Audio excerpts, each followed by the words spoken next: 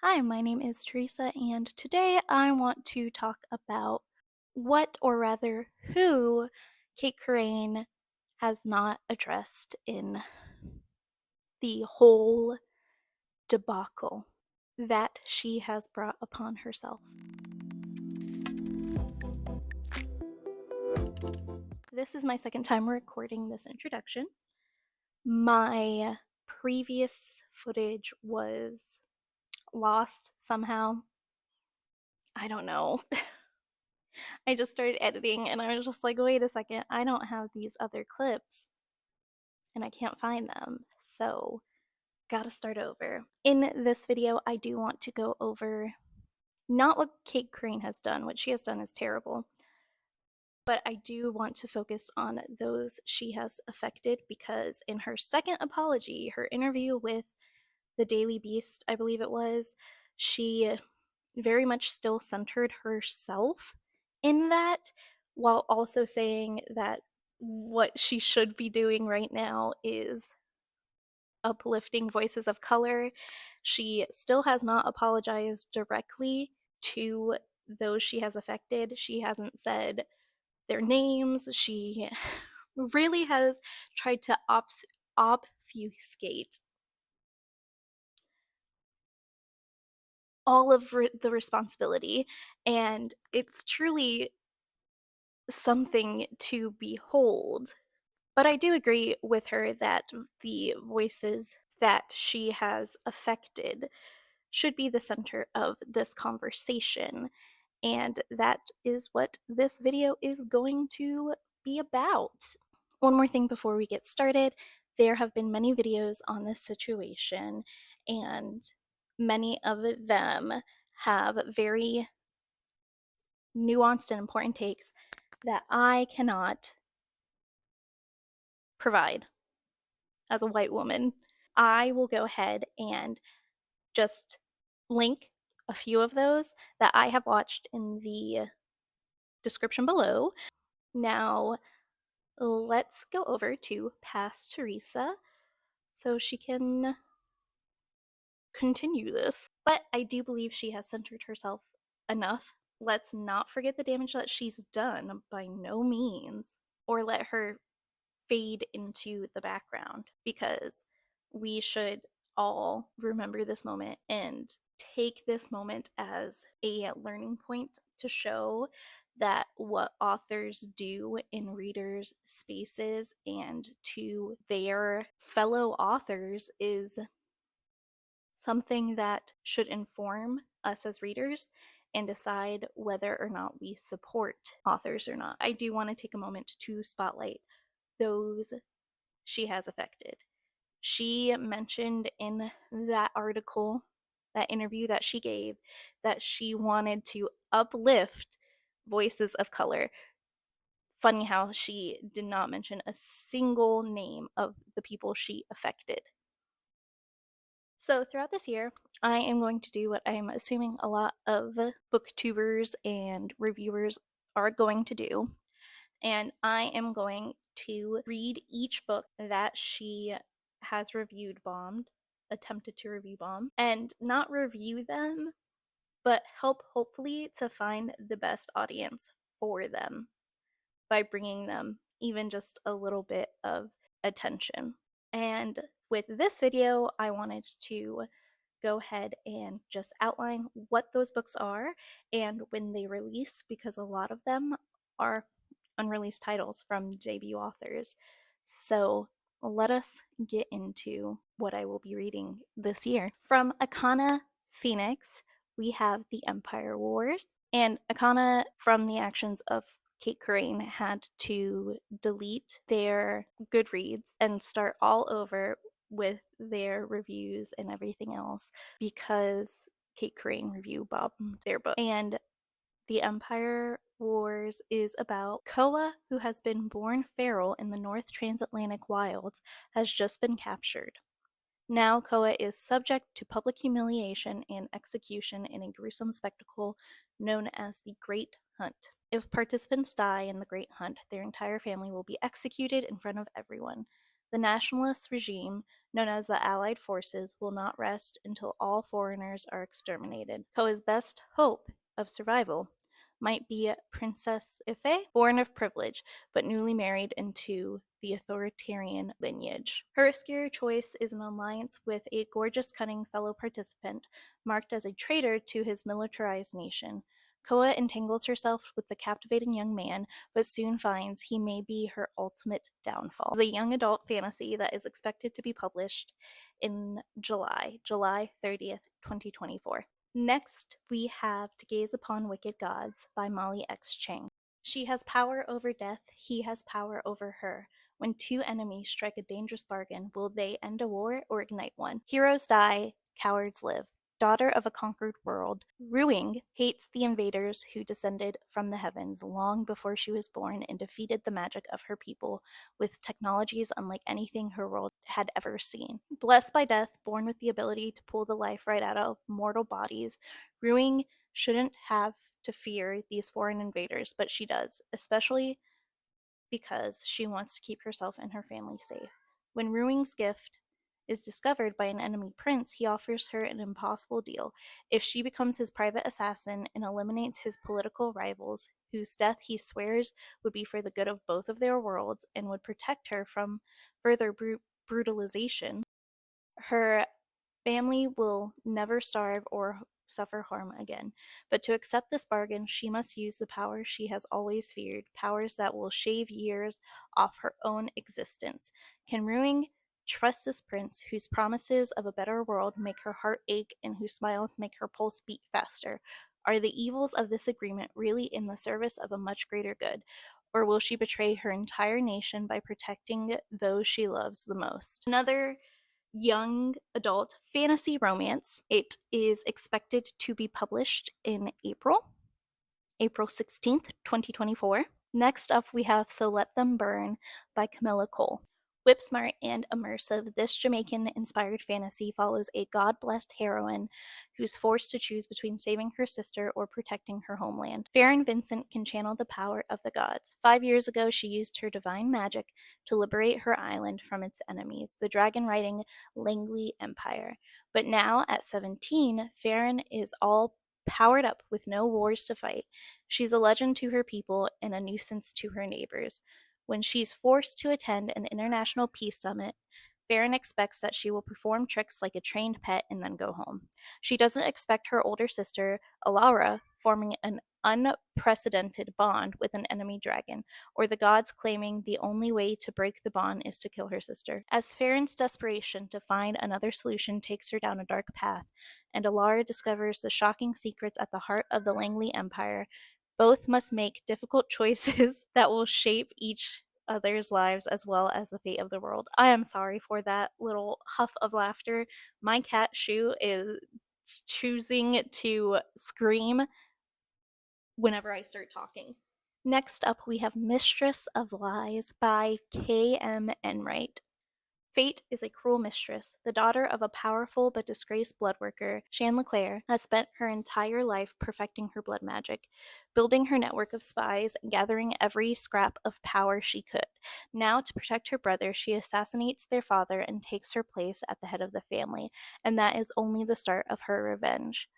Samuel Hutchinson is a bastard with a terrible gift. When he stumbles upon the first victim of a magical serial killer, he is drawn into the world of magic and intrigue he is working so hard to avoid, and is pulled deeply into the ravenous and bloodthirsty court of the Vampire King. Tasked by the Eternal King to discover the identity of the killer cutting a bloody swath through the city, Samuel, Shan, and mysterious royal blood worker Isaac find themselves growing ever closer to each other. But Shan's plans are treacherous, and as she lures Samuel into her complicated web of desire, treason, and vengeance, he must decide if the good of their nation is worth the cost of his soul. This is a queer adult fantasy, and it is expected to be published August 13th, 2024. And I have to say, I really like almost all of the covers for these books. This one is my favorite. I think it's beautiful. I really want to read this book. Next, we have Voyage of the Damned by Frances White. For 1,000 years, Concordia has maintained peace between its provinces. To mark this incredible feat, the emperor's ship embarks upon a 12-day voyage to the sacred goddess's mountain.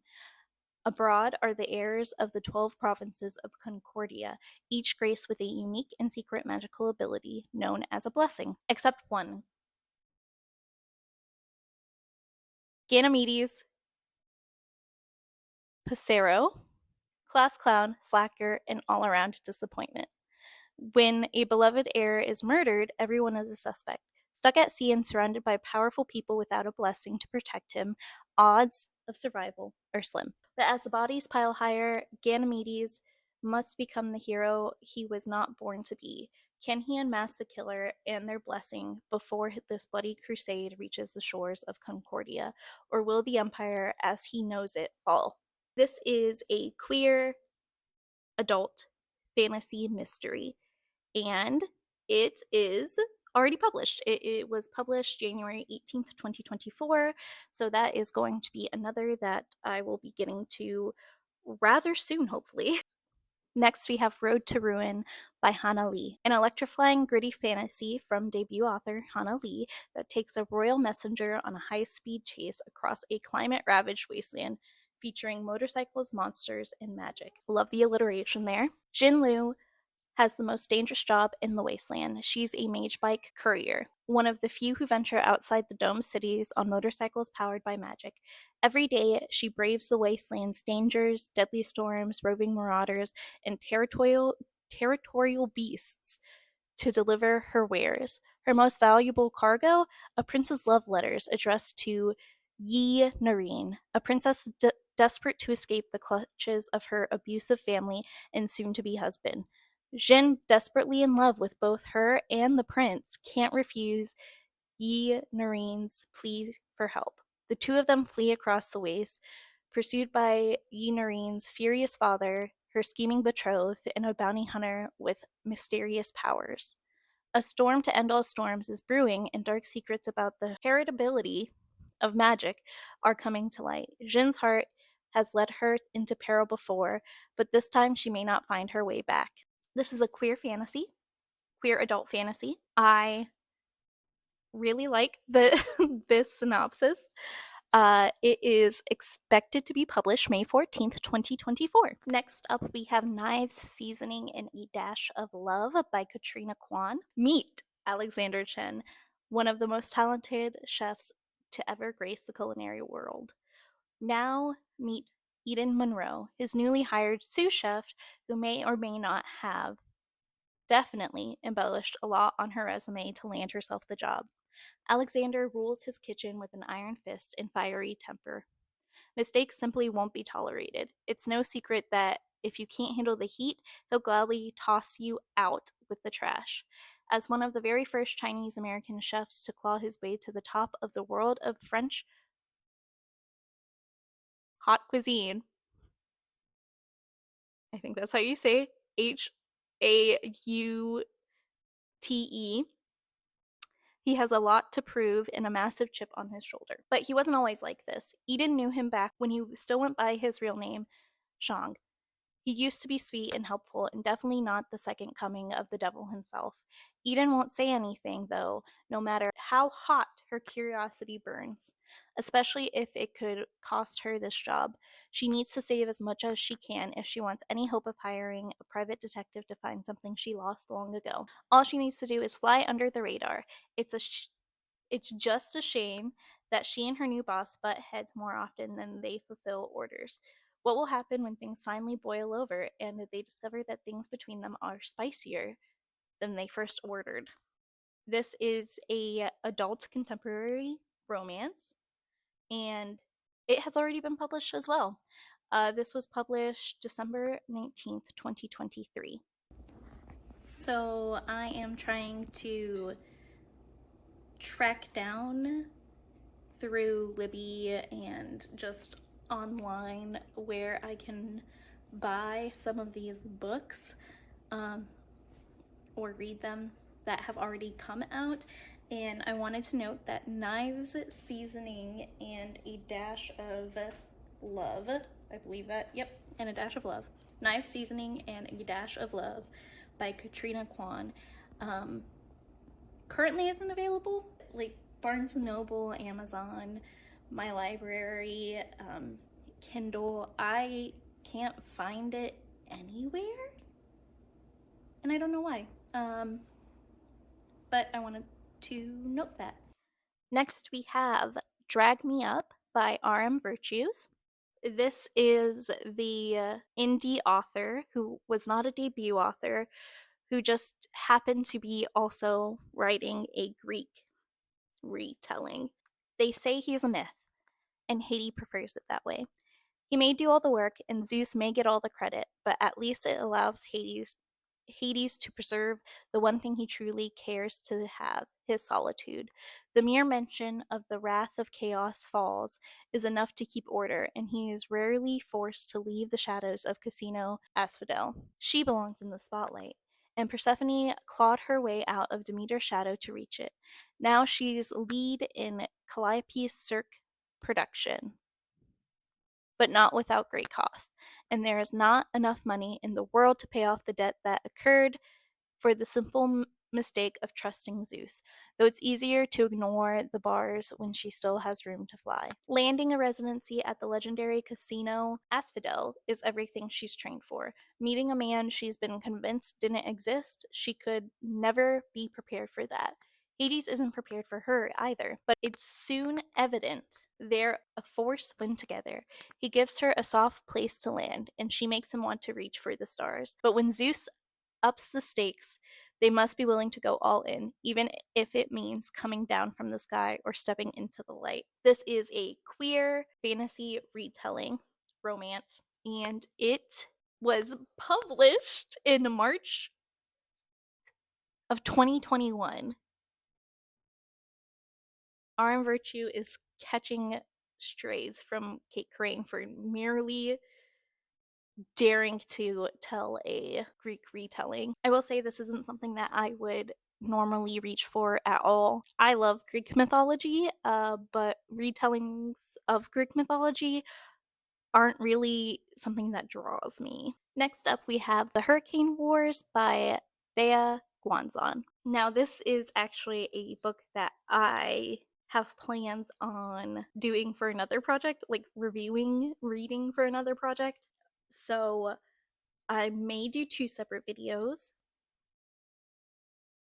or I may just do one. I'll probably do 2 separate videos, but let me give you an idea about what this is about. The heart is a battlefield. All Taliesin has ever known is the Hurricane Wars. Growing up an orphan in a nation under siege by the ruthless Knight Emperor, Taliesin has found her family among the soldiers who fight for freedom, but she is hiding a deadly secret. Light magic courses through her veins, a blazing power believed to have been wiped out years ago that can cut through the Knight Empire's shadows. Prince Alaric, the Emperor's only son and heir, has been forged into a weapon by his father. Tasked with obliterating any threat to the Knight Empire's rule with the strength of his armies and mighty shadow magic, Alaric has never been bested. That is until he sees Taliesin burning brightly on the battlefield with the magic that killed his grandfather, turned his father into a monster, and ignited the Hurricane Wars. In a clash of light and dark, the powers merge and create a force the likes of which has never been seen. Taliesin and Alaric both know this war can only end with them, but a greater threat is coming, and the strange new magic they can create together could be the only way to overcome it. Thrust into an uneasy alliance, they will confront the secrets at the heart of the war and find in each other a searing passion, one that could save their world or destroy it. And this is an adult fantasy romance that has already come out October 3rd, 2023. It is also a Raylo fan fiction that has been reskinned and published. So there is that, and that is what I will also be reading it for, is a little project that I am doing that explores Raylo and what I call the Raylo effect that has happened to publishing. Next on our list, we have A Fate Inked in Blood by Daniel L. Jensen. A shield maiden blessed by the gods battles to unite a nation under a power-hungry king. while also fighting her growing desire for his fiery son in this Norse-inspired fantasy romance from the best-selling author of the Bridge Kingdom series. Bound in an unwanted marriage, Freya spends her days gutting fish but dreams of becoming a warrior and of putting an axe in her boorish husband's back. Freya's dreams abruptly become a reality when her husband betrays her to the region's Jarl, landing her in a fight to the death against his son Bjorn. To survive, Freya is forced to reveal her deepest secret. She possesses a drop of a goddess's blood, which makes her a shield maiden with magic capable of repelling any attack. It was foretold such a magic would unite the fractured nation of Scotland beneath the one who controls the shield maiden's fate. Believing he's destined to rule Scotland as king, the fanatical Jarl binds Freya with a blood oath and orders Bjorn to protect her from their enemies. Desperate to prove her strength, Freya must train to fight and learn to control her magic, all while facing perilous tests set by the gods. The greatest test of all, however, may be resisting her forbidden attraction to Bjorn. If Freya succumbs to her lust for the charming and fierce warrior, she risks not only her own destiny, but the fate of all the people she swore to protect. And this is an adult fantasy romance that is being published February 27th, 2024. That's next week. I have marked this one as one to read long ago. I had not read the synopsis for this book because I just don't read synopses. I just go off of vibes. So I do judge books by their covers, and I really liked the way this one looked. I wasn't expecting it to be Norris, but okay. That is all of the authors that were affected by Cait Corrain's racist tirade and everything that followed. I am excited to start on some of these books, and I hope that this has brought some of these books to the attention of whoever watches this, and I can't wait to hear what you guys think. Can't wait to hear which books you are excited for, and I will see you guys in the next video. Bye.